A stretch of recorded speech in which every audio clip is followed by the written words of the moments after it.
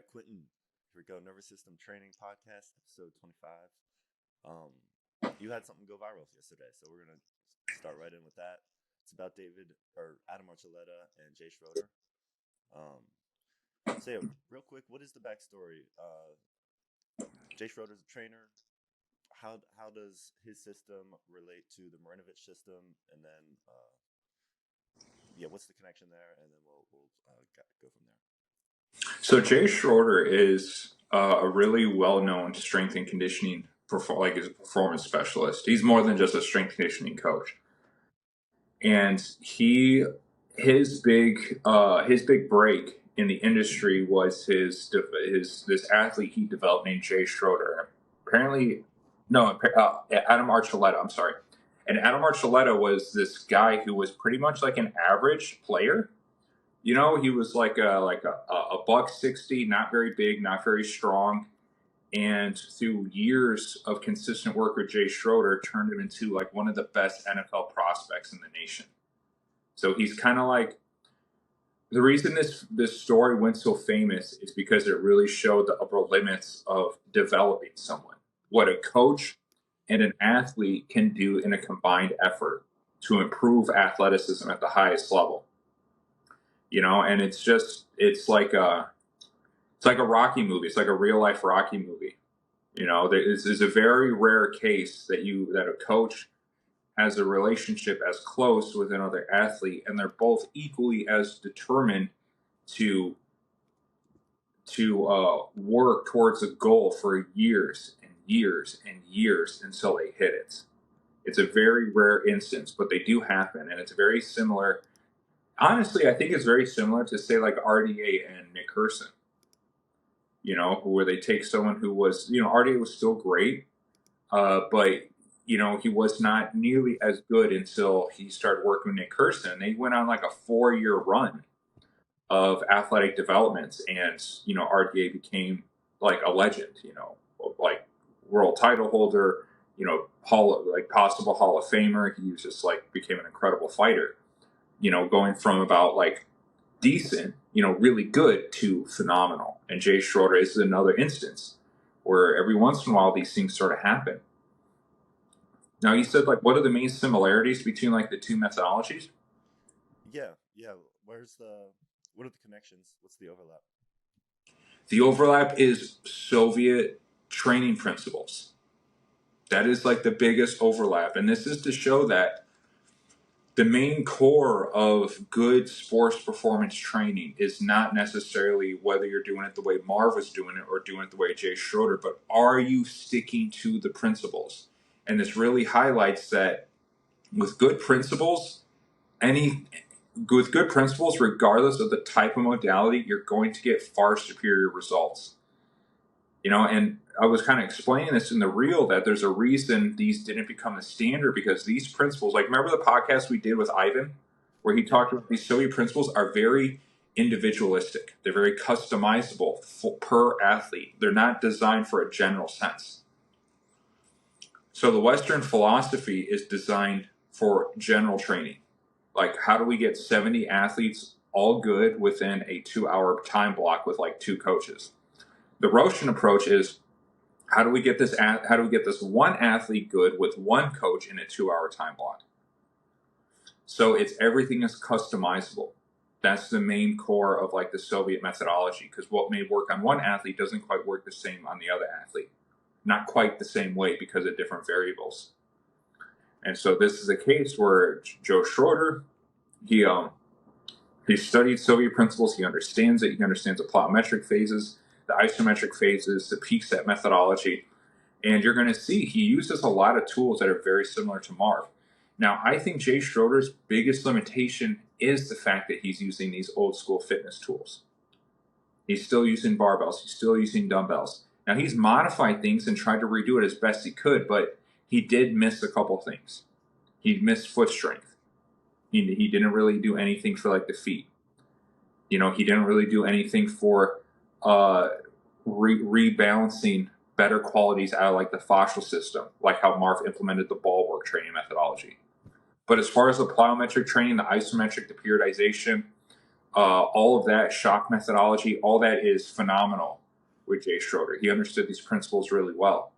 So it just goes to show the power of Soviet principles when done right, in a certain setting. Now, the big question is, and I don't even know the answer to this question, can you take these principles and adopt them for a Western setting? A 70 athlete to 2 strength and conditioning coach sort of setup? I don't know. I don't know if it can be done. Maybe it could. I don't know. This is kind of like, this is the crossroads sports performance is at right now. Interesting. Do you know the background of Jay Schroeder? Like, does he have any actual connection with Marinovich? Did they have any of the same mentors? Were they both following Louis Simmons or something like that? I don't know. I didn't look into it that much. I don't know a lot about Jay Schroeder's background. I just know a lot about this case study and his modalities. Yeah. That's the main thing that I've been studying. I'm sure. I bet you if we do like a little bit of a deep dive, we'll see that he may have connections with Dr. Yessis. Most likely Louis Simmons. He probably came from that Southern California athletic explosion, where like all these pioneers of sports performance came from California during like the 60s and 70s, and I bet you Jay Schroeder's somewhere in the mix, a part of that network. I like this. That's cool. The shoes aren't ideal, but I like these little squat jumps.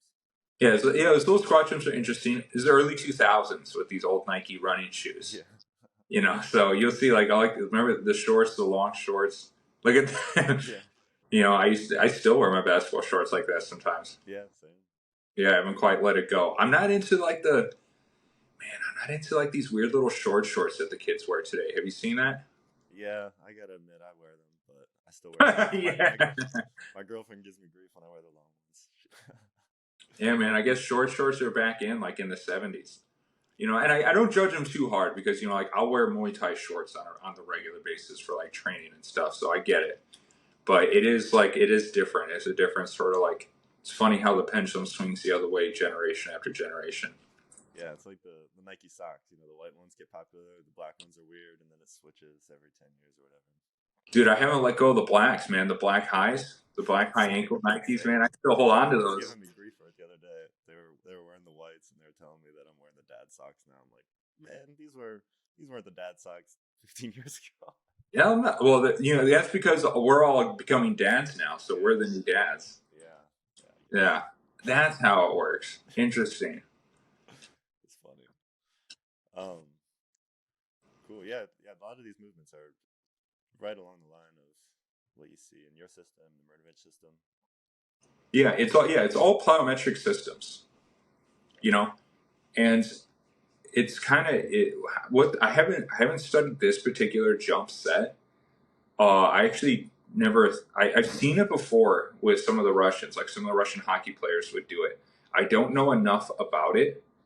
I imagine because he stays in the flex position that he's really trying to do some sort of like potentiation, where he's trying to force like these muscles to create tissue rigidity at a certain length, right? Because he's under flexion. When you're under flexion, the quads lengthen and the hamstrings contract, and then forces that under length to kind of explode through, which is kind of interesting. I haven't experimented enough with that type of modality to know exactly how well it works. I haven't learned anything like that in Marv's system, but I have seen other Russian athletes like in black and white footage doing very, very similar modalities. So it's interesting. Maybe it could be something that could be added and something that could be exploited.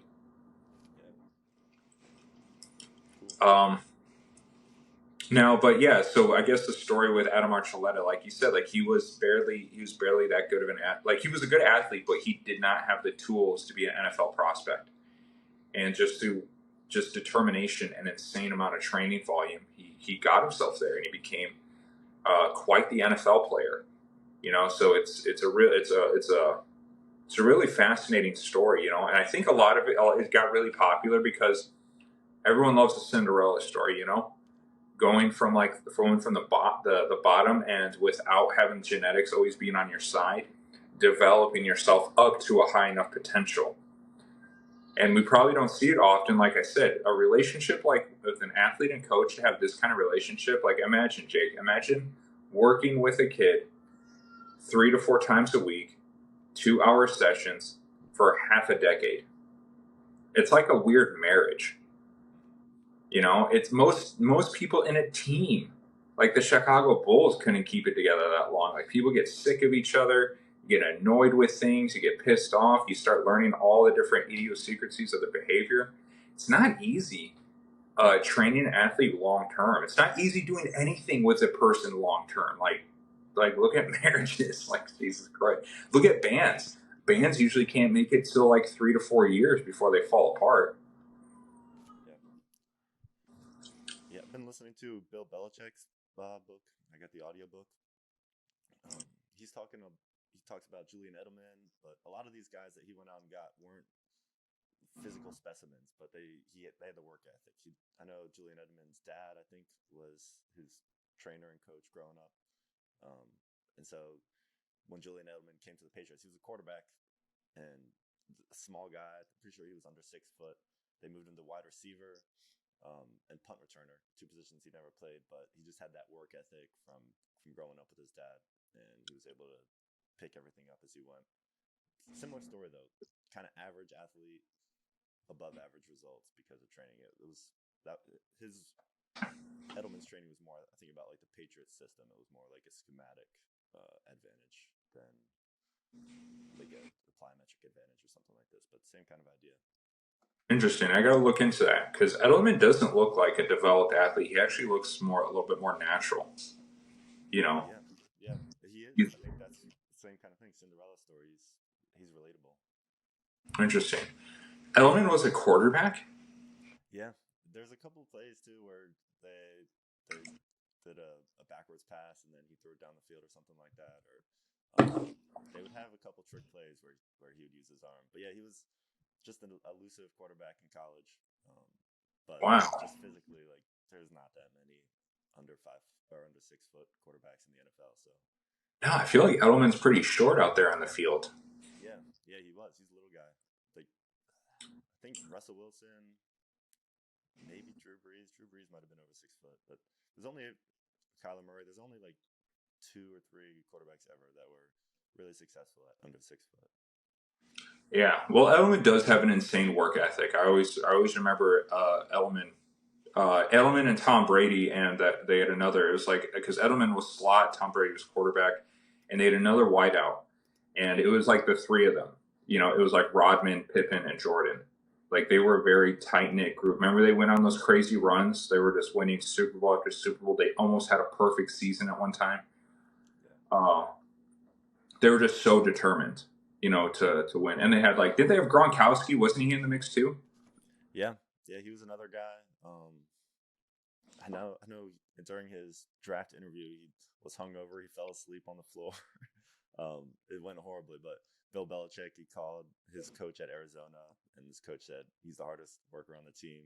All he cares about is winning, and so they drafted him on that.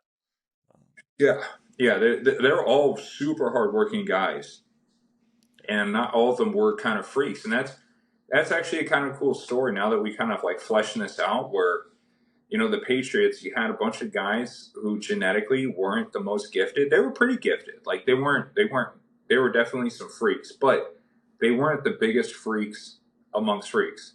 They definitely showed way more. They made a better run than the Miami Heat. Remember when Wade and LeBron all got together? They're like, not 4, not 5, not they freaking went nowhere. They just fell apart. Too much talent, not enough hard work. You know. Yeah. The common thread, and I'm a Ravens fan. I would say the Ravens are one of the best run franchises in all of sports. I know the Ravens do this. Bill Belichick mentioned this in his book, but their common thread is they're looking for football guys, like people who are just obsessed with football, people who love it. Um, so I think that kind of goes with like some of the stuff we've said about like emotional drive and combat fighters. It's like when fit hits the shan, you know, in the cage, it's the guys who actually want to be there, the guys who are actually looking for the scrap. Those are the ones who, you know, that the adrenaline fuels them rather than breaks them down. You know, they start rising to the occasion. Yeah. They love it. They want to be there. And they stay motivated on the off season. So, you know, these guys are going to develop themselves and try to come back better year after year, you know, and try to do everything they can to not decline. Yeah. But yeah, if you look, you know, Jay Schroeder, he's big into like depth drops. That's quite a depth drop that he's putting them on. But this is like some of you kids out there on YouTube, do not do this your first day. This is highly advanced Soviet shock method plyometrics. Like this may take years to build up, you know, because if you're not ready for it, man, you're going to freaking mess up your patella tendons. And this should be supplemented very specifically into a program. This is like really, really, really taxing on the nervous system, possibly destructive on your own body if it's not done properly. Depth drops are sneaky. Even little depth drops, I'll feel fine doing them, and then the next day I'll be pretty sore. Yeah. No, they think that it's a lot of kinetic energy. Your body has to take. You know, it's a ton of impact. So you have to do it right. You have to make sure you're doing it the right way. The tendons are remodeling correctly. It's supplemented out, usually between 8 to 10 days of doing depth drops to this sort of intensity. You know, and a lot of people are so used to immediate feedback from weightlifting that they're expecting that kind of feedback in plyometrics, so they'll overdo their plyometrics. You know, they'll do plyos until they're exhausted, thinking that, okay, that's going to be enough to get like good work in. You know, I feel exhausted. This is how I feel after football practice. I did plyometrics to exhaustion. Don't do that, man. You're going to fuck your life up. You should walk away from plyos feeling pretty normal. But yeah. As we're watching this, we see the 2000 shoes. The Nikes were joking about the socks earlier and how the dad socks go in and out of popularity. That's the cyclical nature of all this. But it does seem like the same way that white socks, the white Nikes, are coming back in popularity. You know, these plyometrics, it seems like it's with the kind of the ebbs and flows of the culture. It seems like more and more people are jumping on the plyometrics bandwagon. Yeah, well, you know, it goes through stages, and because of the things we talked about, the parameters of plyometrics. Like, you got to remember, most people that do plyometrics, they're just doing things that they learned from a coach in the weight room, like in 2007 from, like, in high school. You know, like, understanding plyometrics, the knowledge of plyometrics is out there. But because it's not as intense and there's not as much culture behind it, especially in the past, it doesn't get the same sort of time and attention that, say, the weightlifting does. Like, everyone loves the weightlifting. Like, have you ever seen those videos where it's like all those like college football players, they're all doing their 1RMs and they're screaming at each other and they're slapping backs like they're pro wrestlers and stuff? Yeah. Dude, there's so much culture behind weightlifting, and there's so much spirit that you can get out of it that sometimes it kind of overpowers the main goal of the training program. Now, here's something interesting. Go back a quick second, because Ivan was telling me about this. Okay, let's see if we can find it. Man, look at those cleats, man. Has he got some shacks? Those look like freaking Shack Attacks, the design. Right there. Oh, we're a little delayed. So what looks like they're doing is a type of overcoming a split squat isometric or a pressured isometric. I'm not sure if it's overcoming or not. So you kind of see, you'll see two guys kind of pulling down on his shoulders pretty soon. This one here? No, that's a Nordic curl.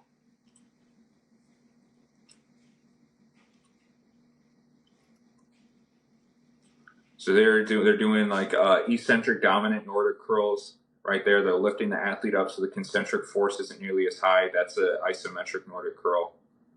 No, you're going too far ahead.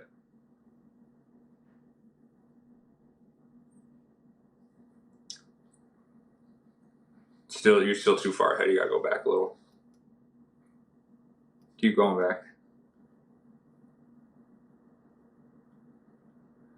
Just hold it there. We'll come across it, but get ready to pause it. You'll see it. And I'll kind of explain this. So Jay Schroeder, he was also really hip to this new type of technology. I think it's called like arc current, kind of like the arc reactor in Iron Man, where he'll strap these monitors, these little sensors, on the hamstrings of Archuleta, right? And they shoot a current into his hamstrings, making them function better. Now, that he helped develop this technology, and I have a client right now that's currently working with this type of technology, and it's expensive as hell. Like, if you want this machine, it's like fucking 20 grand. And you have to get certified on how to use it, and it's a 2-year certification process that costs like an additional fucking like maybe $5,000. But apparently you can get a 15% improvement on velocity and force generation in a matter of weeks using this. Now, my client, just as an example, so what we're looking for is going to come up pretty soon, Jake, so get ready to pause it. Is you'll see a guy doing a split squat, and you'll see two guys like pulling down on his shoulders. I kind of want to explain a little bit what's going on with that. But with this type of nervous system machine, I had a client who actually paid for some sessions to use it. And his goal is to run 18 miles per hour. That's his goal. And he does it every Friday. And we were plateaued. Oh, here we go. Single leg squat ISO. It's coming up. Oh, well, maybe we'll come across it. But anyway, so when he's using this, it kind of detects different areas of your nervous system that are functioning properly. Like, is your hamstring functioning properly? Like, they'll really crank up the volume, and based on how you contract, they can isolate compensation patterns, neuromuscular deficiencies. And when he started working this machine, they were letting him know, like, your hamstrings are not functioning properly. They are not firing. And so they were trying to rewire his hamstrings to this machine. And I think it took 3 weeks. He went from like 17.7 miles per hour to 18. And we finally hit 18 with the help of this machine. That's shaved off 0.3 of a second in 3 weeks. That is fucking huge. Like, that is really hard to do. To get off 0.3, like, that's the difference between like a 4.4 and like a 4.7. Yeah. Wow. Yeah. Have you? So that's E-stim. That's a type of E-stim that he's doing. No, it's arc. Apparently, it's called arc frequency or arc current. There's E-stim, which is like EMS. There's TENS unit, and then there's apparently this arc current. And I don't really understand how they work. I'm not like an engineer. I do know how they function. Like, E-stim is supposed to help muscle activation. E-stim is supposed to help muscle activation to calm down neurological signal. Like, so if a muscle is hurting you or a tendon is hurting you or something like that, it'll help reduce the pain the pain signal. TENS unit helps with activation. Say you had like an ACL reconstructive surgery, your quadricep is really atrophied, they'll put a TENS unit on it to zap it with a frequency to try to get the muscle tissue to start redeveloping and to start responding better. And then this arc current, which does apparently magic, which helps feed an electrical signal into the muscle, improving how well the muscles work. And so he was really big in having Adam Archuleta do exercises with this strapped onto certain muscle groups. He got to the point where Adam Archuleta was doing a Nordic curl, holding a dumbbell, looked like a 10-pound dumbbell, not super heavy, starting from the floor, without his hands, with nothing, going from the floor, pulling all the way upright. That is really hard to do. Like, that is an insane amount of hamstring strength. And Adam Archuleta had phenomenal combine numbers. 4.340 or 4.4, bench press 225 like for 31 reps, something crazy like that, 39-inch vertical. You know, I think he's like 5'11", maybe 5'9". You know, he's not like a freak. He was actually like, he's a really hard worker, and he's pretty determined, but, you know, he's no LeBron. Let me say that. Yeah, LeBron, you seen that commercial where he's in high school, goes to the tattoo shop, gives him a piece of paper, says, "This is what I want." Tattoo guy's like, "Sure, this is what you want?" And he's like, yeah, I'm sure. And then he flashes to the end, and he's got Chosen One tattooed on his back when he's 16. um, yeah, LeBron he was always gifted. Yeah, LeBron sucks. Like, he's hard to like. Like, he's really Yeah. He's really tough. He's really hard to like. Whatever. He'll be done soon, and then basketball can come back. But there's another thing that I was showing where Jay was showing like this type of isometric that he does, where Ivan was explaining this more to me, where they call it an extreme isometric. Now, I don't know if they're going to show footage of it in this one, but apparently they have this type of isometric that's done at a really extreme split squat, like maximum extension out of one leg, maximum flexion out of the other. And for 5 minutes, they start up high and slowly reduce themselves eccentrically to the maximum flexion and extension of the two legs. And they have to make that slow eccentric descent for 5 minutes straight without breaking form. And apparently what they want to do is they want to try to run through the entire energy system from ATP to anaerobic to aerobic. The whole Krebs cycle needs to fully go through, and that could take 3 to 5 minutes. And apparently the neurological activation, the motor unit recruitment, and the kinesthetic awareness that your body develops out of that is supposed to be absolutely insane. The only problem is that apparently it's like fucking torture, because you're sitting in a crazy split for 5 minutes. Like, that is a lot of time under tension. And Jay Schroeder would even have like his guys, he would strap this arc current machine to their legs while they're doing it, so they're getting zapped. And this shit does not feel good. Like, my client who's using it, he says it friggin' hurts. Like, it's like, oh god, like, it is rough. It is like, especially on some spots that aren't working too good. He's like, it can feel intense and painful. So to do that for 5 minutes, and Ivan's saying these guys are just sweating their ass off by the end of it, and then they finish with like an explosive jump. I think I'm understanding this correctly, and that's like this form of extreme isometric. Have you ever heard of anything like this? Not really.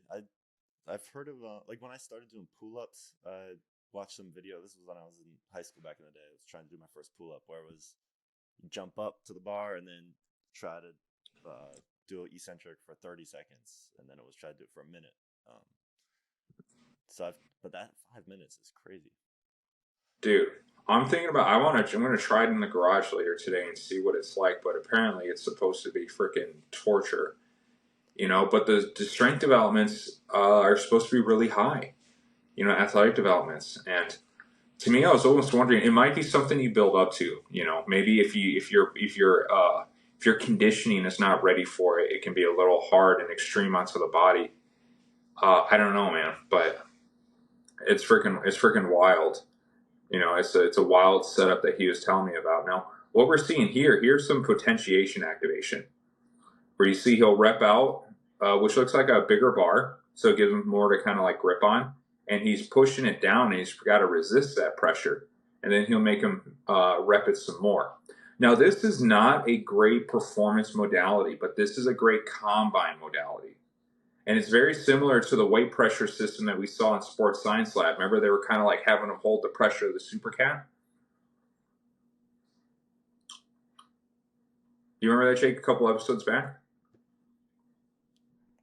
Wait, sorry, I cut out for a sec. Say that again.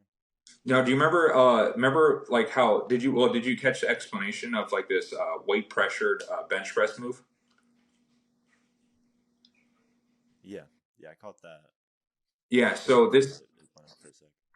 it's very similar to what Gavin McMillan was doing for his combine guys with the Supercat, like the loaded pressured isometrics into reps. So weight pressure holds really, really good for developing extreme amounts of strength really quickly. And unfortunately, these guys need these bench press numbers to be up, which I think is absolutely ridiculous. Like, Like, how does a bench press make you a better football player?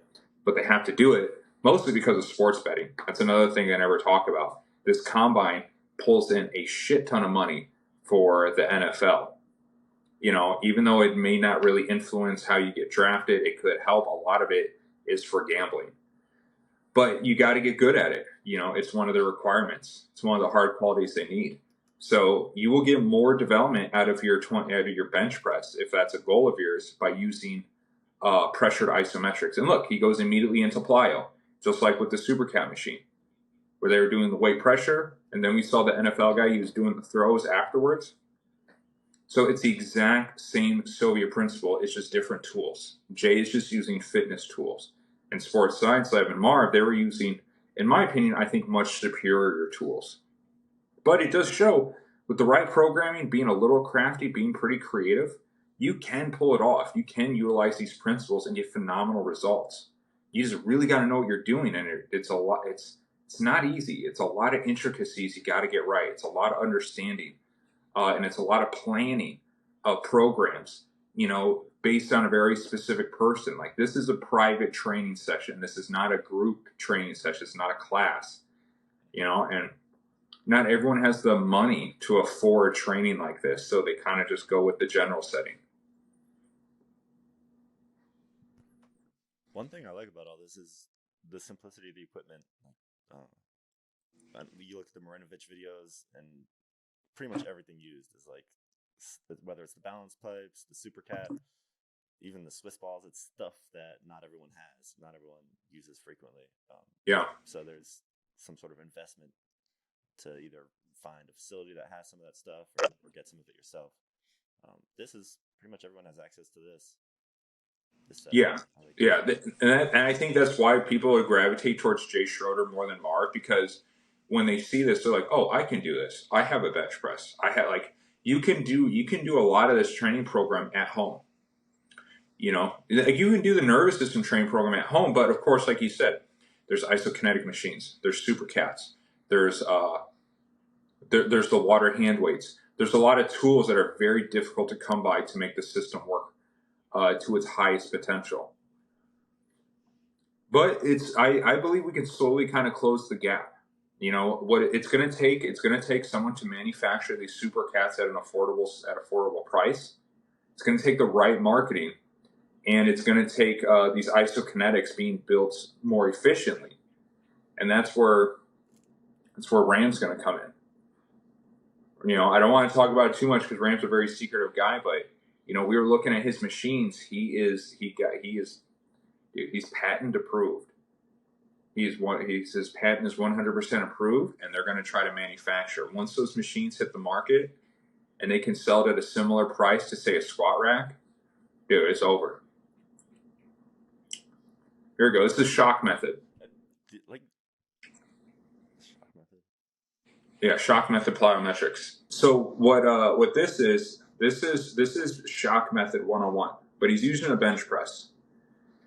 Now, what he's doing is he's basically eccentrically loading his muscles, right? And they're showing exactly what that looks like in like a sports environment, where when you hit someone, like a lot of the times, like you're absorbing their force, right? There's a lot of what do they call it, like breaking strength or breaking speed, where like you got to hit something, you collide with it, and you got to like drive through it again.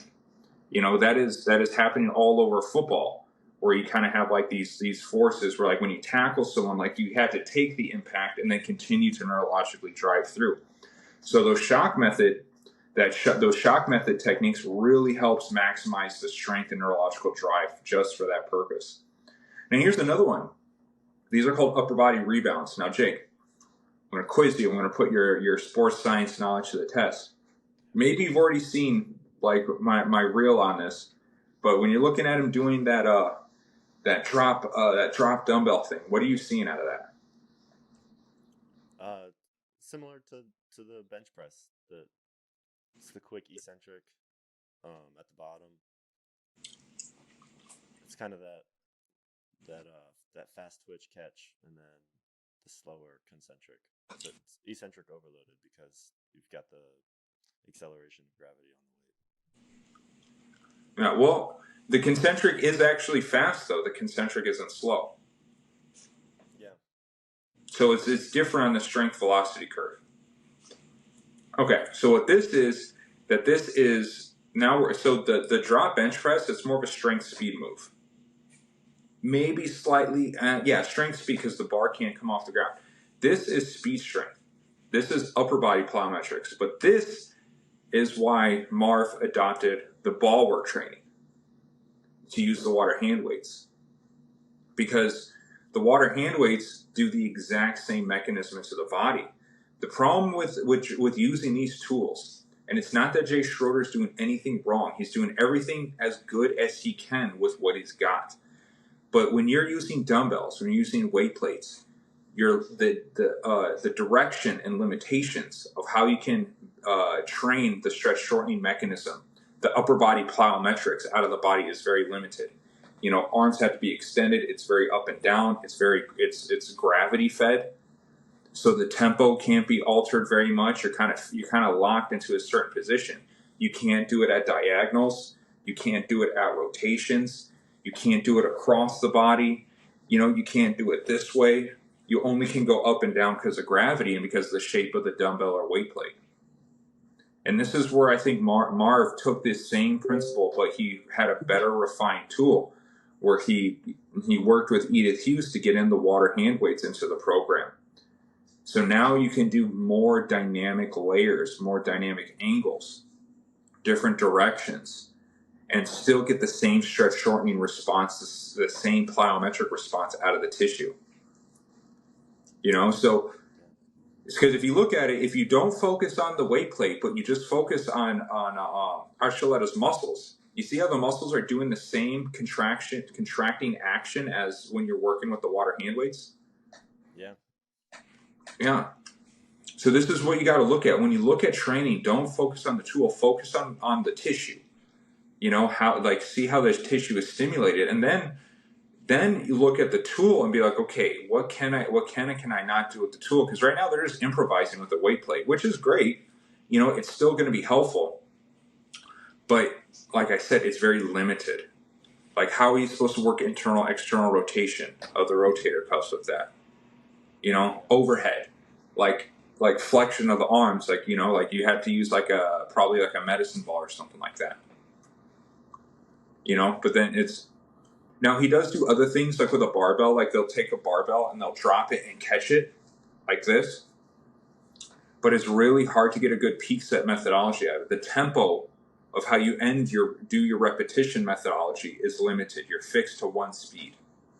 With the water hand weights, you can hit any speed you want. You can film with 5 pounds to hit a lot of power and strength speed. You can film to 1 pound and add jumps to it to get more into speed over speed or speed strength. So you can really customize it just based on the load and the application. And you can get far more, like you can even do it for pitchers, you know, because you can take the hand weight and you can like throw it forward, throw it backwards. You can hold it with 2 fingers if you're trying to just work very specific muscle groups on a certain type of pitch. You know, and you can hit posterior, anterior at the same time instead of having to do like the reverse throw with the velocity balls or something like that. I have this memory from high school. It was my physics class. I had a great physics teacher. And he had 2 students hold a marble and estimate the weight of the marble. Or no, it doesn't really matter what it was. It was like a little ball thing. But the one person kind of like dropped it and caught it a couple times. Same thing that they're doing with the weight here. And the other person kind of held it in their hand and shook their hand around like they were rolling dice or something like that, and just felt the resistance shake into other, you know, around their hand. And he was explaining how the one student was kind of testing the rebound force to estimate the weight. The other student was testing it against gravity. Same idea we're talking about. The hand weights would be the shaking it around version. The dropping and catching would be the gravity version of the weight. The advantage with the disadvantage with the gravity is that it's a direct arrow down. Like, it's a straight arrow down. You can move it's vertical, different angles, but yeah, it's when you're moving it around and you're shaking it and feeling that resistance like you got with the water weights, then you've got every angle, you've got rotational angles, all that is open. Yeah. And so that's the only thing Jay Schroeder was missing, man. He just didn't quite have the most effective tools. And this highlights exactly what the biggest problem is our tools. Like, the Soviet principles are there. Like, how, like, they're working. Like, you see all these cases, like, you see all the, like Jay, you see, like, since we've been doing this podcast, we've been reviewing case after case after case of all these athletes doing Soviet methodology, right? And they're all having the same conclusion. They're all becoming freaks. But if we can just change the tools that the people are using, think about what sports would look like. It would change everything. The amount of lives, the amount of currency, the amount of college education, the performances, the inspiration, all of that. You know, like, and Jay, I got to give kudos to Jay. He figured out, he did a lot. He took what the Soviets did and he took it a step further and really, really took it to another level. And Marv took the tools, advanced them even further, and honestly took it to an even farther level. But the point is that they're all using the Soviet principles, the Soviet sports science principles, right? That is the key formula. The tools do have an effect, but obviously you can still get the job done. You can still, with these tools, you can still get the job done. That's why Brian McGinty, do you ever hear on some of his reels where he goes on and on about training principles? He's like, understand the principles. Once you understand the principles, you'll understand everything. This is what he's talking about. This is what Marv has been talking about. This is what Jay's been talking about. These Soviet principles that have been so worked up and studied and proven, you know, that the Western system can't duplicate, refuse to duplicate, or they simply don't have the infrastructure to maintain this style of training. But this is literally it. You know, actually, I shouldn't even say that, the infrastructure, because there's nothing stopping like a coach like you or a coach like me or some private practitioner from learning all this shit and implementing it. But yet we rarely see it. Rarely do we ever see it. You know, like a lot of these modalities, have you really seen like utilizing on a regular basis, like in all of your experience so far?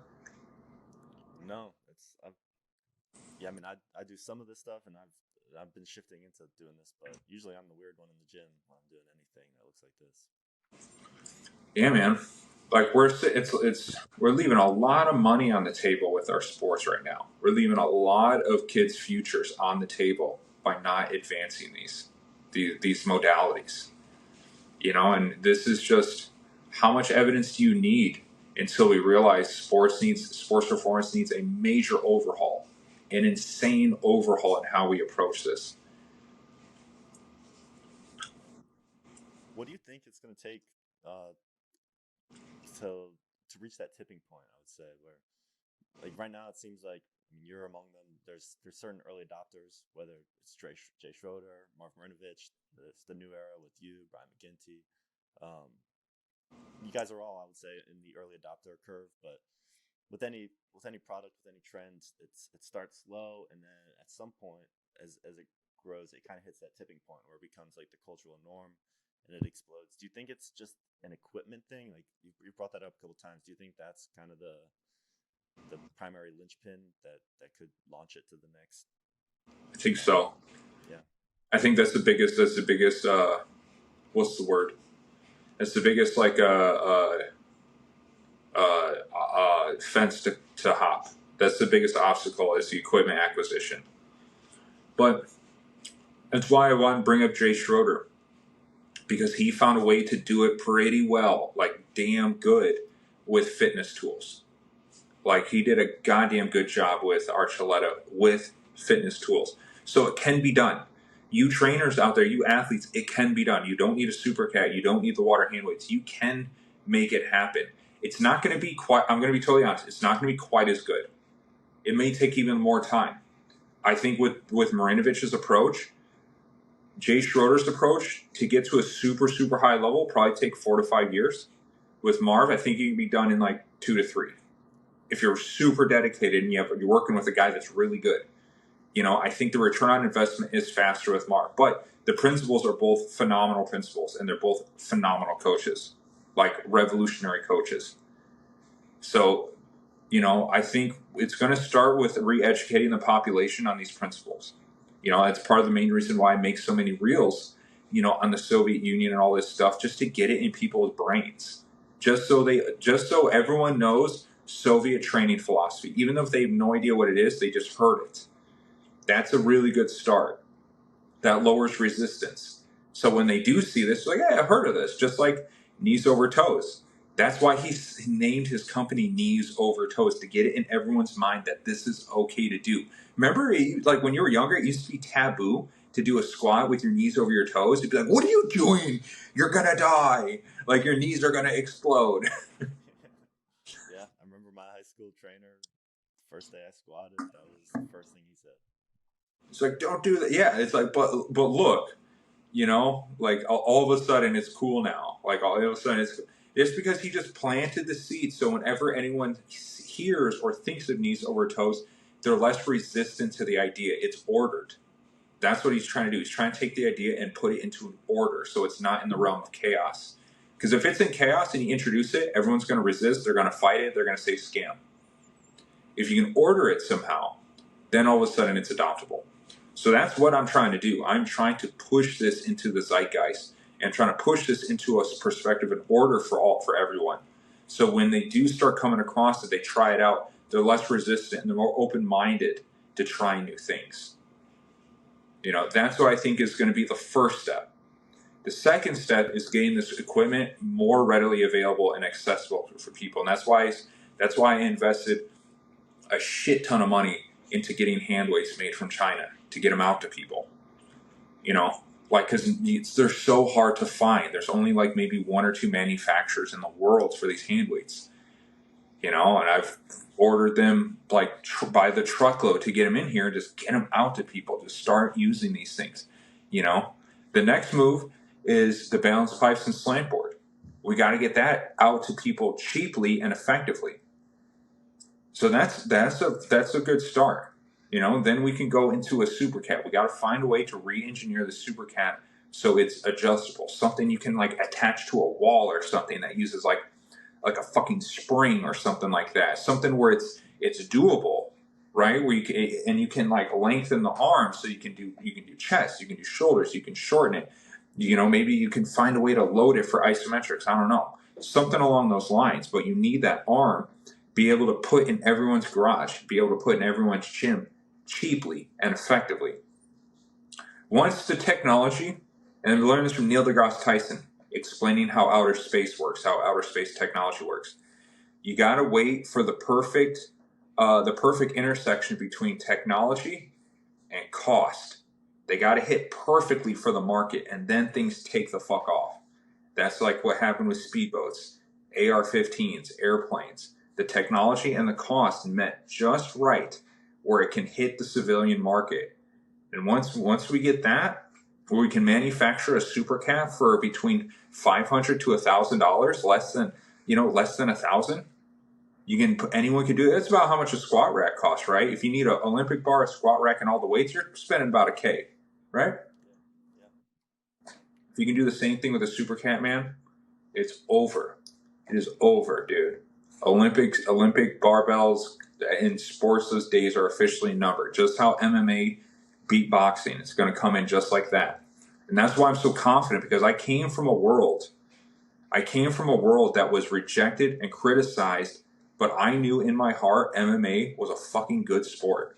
It was a great ass sport. And I was made fun of for wearing tap out shirts. I did jujitsu and people called me gay. My friends would never want to see UFC fights with me. But I stuck with it. I knew MMA since the 90s. I knew this was a fucking great sport. And for the majority of the sport's life, people rejected it and made fun of it.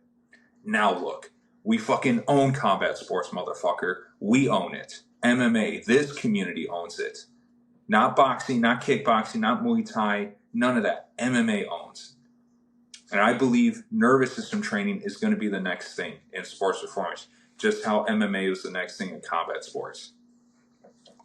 Yeah, I'm with you there on those beliefs. Have you seen that Joe Rogan interview? I think it was on Conan. It was on one of the late night shows where it was right when Joe Rogan started announcing for UFC, and I'm pretty sure it was Conan. He was just asking Joe Rogan, "What is this Ultimate Fighting Championship?" And he's like, "What?" So you can just and you could just tell like he was in a totally different world. He was pretty much repulsed by it, and he was trying to be polite with Joe being the guest, but Joe was enthusiastic. Joe had the exact same thoughts that you have with MMA being the future of combat sports, being the coolest possible sport, being the most interesting thing to watch.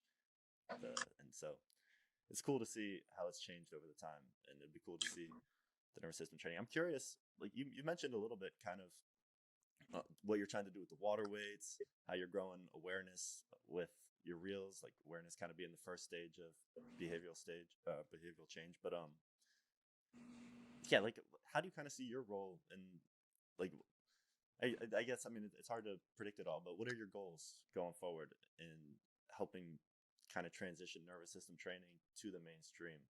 Um, do you Yeah, see yourself getting involved with the equipment? Do you see do you see you're just growing the brand? Like, kind of what are your goals with all that? my goal is to change sports forever. Change the sports industry forever. Help as many people as fucking possible. That is the main goal, because everything else will come after that. Financial success, brand deals, all that bullshit. If I help 1,000,000 people, I will, like, everything will change on this planet forever. If I can get to 1,000,000 bodies. Right now I'm at a couple hundred. But with these platforms, exponential growth, it's whatever it's going to take, I'm going to do. Like, I've been sitting on this training and working this since 2016 by myself, late at night, doing fucking Supercat throws, resting between sets, looking out the window, wondering, am I doing the right thing with my life? Like, it's been a lonely road, and it's a lonely road for all these nervous system trainers, not just me. I know for a fact, Linus, Brian McGinty, SSL Finland, Gavin McMillan, even Mark Marinovich, it is Nick Curson. We have been fighting uphill against a system that criticizes us, that hasn't believed us, against the mainstream that ignores us, or has been doing things improperly for so long, right? When we've been shouting at the rooftop, listen, there's so much better way to do this that could change your life, for very little people to even acknowledge or listen to us, despite the case studies. So I've stuck to my guns for almost a decade. Just about a decade. It's actually late 2015. It's going to come up on 10 years. So I will do whatever it takes to help 1,000,000 people. If I can help 1,000,000 people directly or indirectly, everything will change forever. That is like the magic number for a cultural shift to happen. Now, whether that means like manufacturing products, training more clients, growing a company, I don't know. I don't know how I'll get there. So far, this is like my main thing, just servicing one person at a time, taking in clients, making cool videos, pushing education, maybe that'll be the way to do it. Maybe it'll be through YouTube. Maybe it'll be through this. Maybe this is like how we reach more people, how we indirectly can help 1,000,000 people. I don't know. So far, the Instagram account has 252,000. Quarter of a way there, quarter of a way of influence, indirectly affecting people's lives. So, because dude, if this work, like, when this works, it's going to change the way we play sports. Performances, like, look at what Michael Jordan did with his performance for the world. He inspired millions of human beings to do better, to work harder, to try more, to be great. This stuff is so important for people. Like, it's literally everything for us if you really think about it. Like, that's why we have superheroes. The main quality of a superhero is their physical ability. Like, if we can do this, get more kids into college, get more kids to become pro athletes, sell more tickets, grow more sports. And I am a firm believer that sports is the only buffer between us and war. If you look at North Korea, South Korea, the only peace that they make with each other is in athletics. Even during the Cold War, it was athletics. This is a space where we can have conflict and no one dies. We can resolve and we can win and we can conquer each other with no death. unlike war where it's the opposite. So I believe sports is the only way we can manifest this energy in a positive way for the human race. So the more we can promote sports, the more we can grow that, the more we can grow athletics, I think the better the human race is going to be. Because right now, man, it's getting kind of sketchy out there. Yeah, it's kind of like this might be a little bit of an out there analogy, but the same way like they tried to ban alcohol with the prohibition, but people need a little party in their life, you know, to not go well. Shit got crazy, but same thing with sports. You need a little violence, you know. We as humans need a little violence to, you know, we don't necessarily need war, but we need a little violence just to function normally. Mm-hmm. If it was all utopia, if the sports left, that violence would probably manifest in more extreme ways than football. Well, that's what happened to that's what happened to communism. You know, like it does manifest in weird ways. It manifests into like torturing and killing other people. Like, you know, like I think like I don't remember the number. I'm guessing the tens of millions of people in just Russia alone that died because of communist enslavement. You know, maybe like tens of millions of people in Maoist China. You know, like you can't have utopia. You need a space for violence. Like that's what horror movies are. Horror movies are a space where we can experience gore and terror without anyone dying, and we can satisfy that urge. You know, because experiencing like gore and violence and terror was a huge part of our lives for most of the human race. Like whenever you have to like kill a deer, you have to gut that guy. You have to, you know, you kill a rival human that's trying to take your woman. You got to smash his head with a rock. Like that was a part of our existence for more time than how we're living now. I would say the modern era, I would say the past 200 years is only 99% of the human race's history. The other 99% was full of violence and chaos and animals and murder and rape and all the crazy shit that goes on in nature.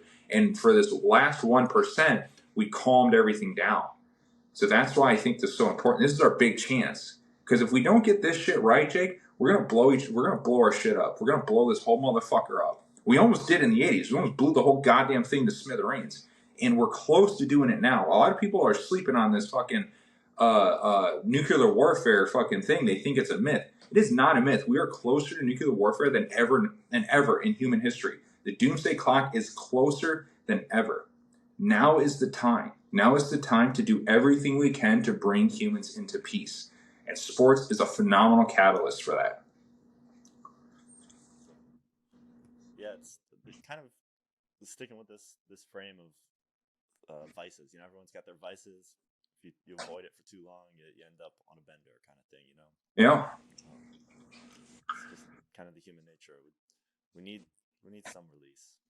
Yeah, you need to release the pressure valve. Somehow you got to release the pressure valve.